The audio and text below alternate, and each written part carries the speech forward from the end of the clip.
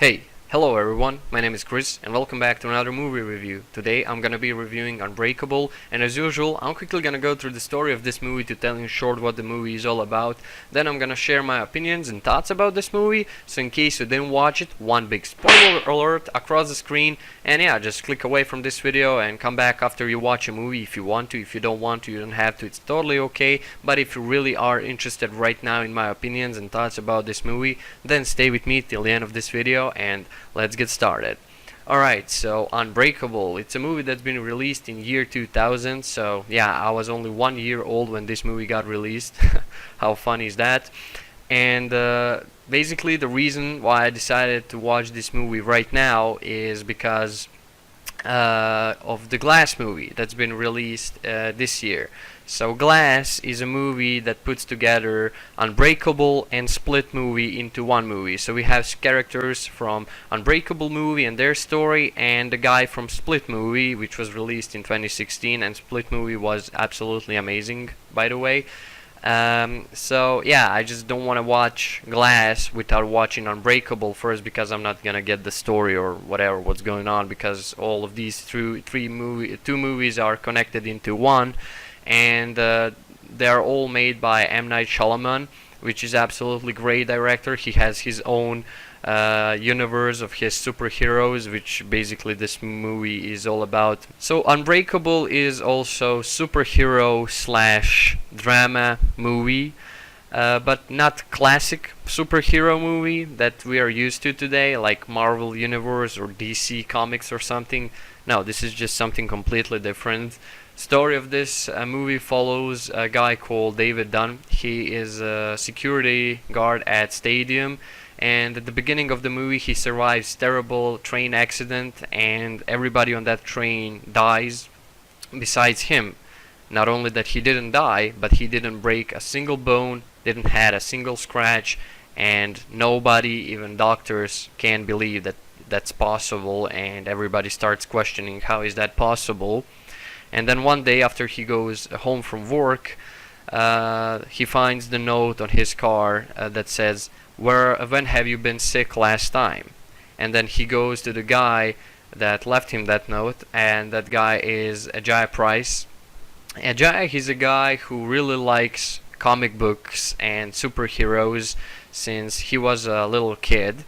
And there is only one problem with him, and that's that he has this sickness of his bones being breakable so easily, and over lifetime he had more than 54 bone breaks, which is fucking a lot.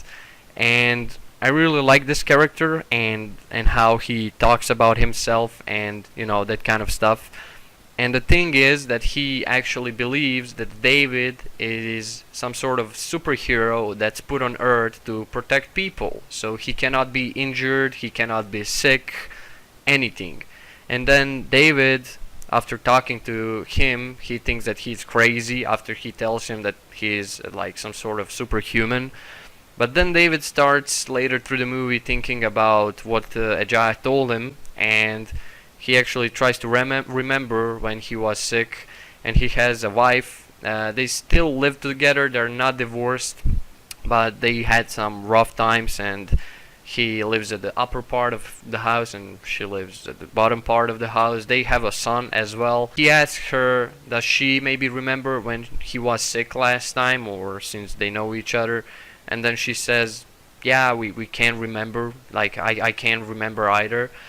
And then he starts to realize as the movie goes on that something really weird is going on with him. He realizes that he actually never was sick, and that Ajaya is right. So he goes back to Ajaya and actually tells him that he wasn't sick or whatever, and that he's right. And then one day they're at this stadium that he guards, and there's this guy that tries to enter the stadium, and then David says, I think this guy is gonna step out of the row where people are waiting to enter the stadium, because he has a weapon, and he has a silver gun with a black grip.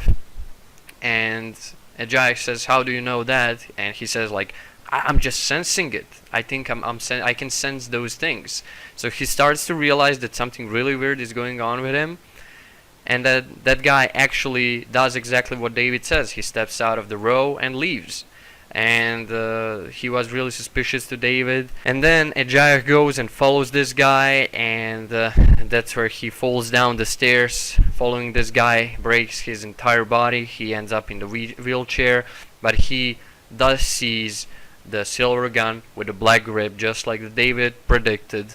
And he tells him that, and then David was like, holy shit, I was right, something is going on.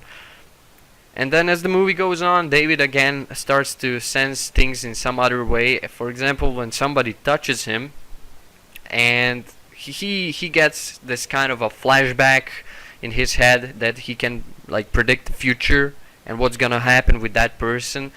One night he goes after a guy who will break into the house. He touches him accidentally when he passes next to him, and he sees the vision where he breaks into the house and does all these bad things.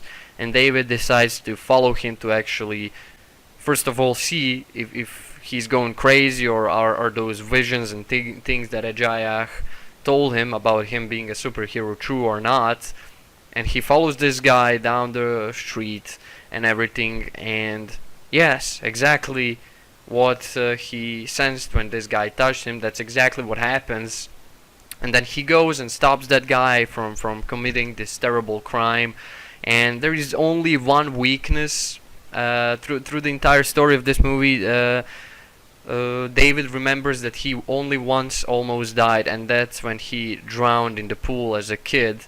And that's actually his weakness. He's a superhero with only one weakness, and that's water. He's afraid of water, and water is his only weakness. And then there is this scene where he falls in the pool and almost drowns again, but he gets out, stops this criminal, and then he goes to Ejaya. And not gonna spoil completely what happens at the end of the movie, but what happened at the end of the movie was completely mind-blowing. I didn't expected that. So this was probably one of the best endings in the superhero movies that I ever seen. This was totally unexpected ending in this movie, and it just left me mind-blown, which was amazing. And I think entire movie was really good. It was amazing. That's pretty much the entire story of this movie. So this movie, it's not an action movie. Don't expect to see action from it. There is only one little action sequence where he stops that criminal that broke into the house. He saves the civilians that he tied up and everything, you know. But no, you're not gonna see a lot of fighting in this movie and the guy running in the raincoat like fighting all the crime on the street. No, this is storytelling drama with a superhero sequences. So this movie is a superhero movie, but it's based on a story and storytelling and just character talking to each other, and somehow it's amazing. It turned out great. This guy, M. Night Shyamalan, who wrote the scenario and everything, he's director of this movie, his idea is amazing to me. I mean, all we get are DC Comics and Marvel Comics movies, and yeah, I don't say those movies are bad or not fun, but this is something completely else. So he found a completely different way to tell you the story, the superhero story, without any action, fighting, or any fighting scenes or whatever. You know, he just put those characters into the movie. There is one character who is telling other character that he's superhero, but he doesn't believe him, and then he actually realizes that he is a superhero and he has those superpowers. It's just amazing. I absolutely loved everything about this movie. It had great character development. It had great storytelling. It's something is constantly going on, and it's interesting constantly, and there is like almost 0% of like action scenes or whatever. This just proves that you can make a superhero movie without any action scenes or whatever. When you see the ending of it, that's where everything just gets 10 times more interesting. I'm not gonna completely spoil what happens because I would really like to talk about that, but in the same time, I don't really want to ruin it for people who maybe didn't watch this movie like I didn't. This is like a classical cult movie, and everybody told me like, how did you not watch Unbreakable? What's wrong with you? You have to watch that, come on. And then Glass showed up this year, and I was like, yeah, I definitely now have to see Unbreakable. And this movie was just amazing. Just really enjoyable movie without any action. I never thought that someone is capable of making a superhero movie without any action in it, actually. Just think of it. How dumb does that sound? Like, when you hear a superhero, you expect like some cool suit or something fighting bad guys. No, this guy literally just wears a raincoat because water is his weakness, and he just goes around, talks to people, senses things, you know. There is no fighting or whatever besides this one scene, and that one scene is just totally enough to understand like the storytelling and what the movie was trying to tell you and everything. So it's really cool. I absolutely love this movie, and if you love superhero movies, but if you wanna in the same time see something different that it's not MCU or DC, I totally recommend you to check this movie out. I also recommend you to check out The Split, because Split was also directed by the same guy, and I also recommend you to check out A Glass, that I also didn't check out yet, but I bet it's gonna be good, because this guy just knows what he's doing, obviously, with his movies, and he's not afraid to like step in front of people and say, hey, I made something different, do you want to see it? And that's exactly what happened with Unbreakable. He just made this movie, put it in front of the people. It was something new. Nobody knew what you can expect from this movie, and somehow it turned out great. And I love those kind of directors who are not afraid to bring something new, and who are not afraid to risk and just show their movie and ideas to people. And yeah, that's pretty much it from this review. If you enjoyed it, then go ahead and leave a like, share, comment, or subscribe if you want to. If you don't want to, you don't have to. It's totally okay. You can also join my Chris Facebook group. Link is down below in the description. I post all kind of stuff over there. Also down below in the description, you got my as.fm link where you can leave any questions if you have any questions. So yeah. Thank you for watching, guys. I love you, and I'll definitely see you in the next videos. Chris out.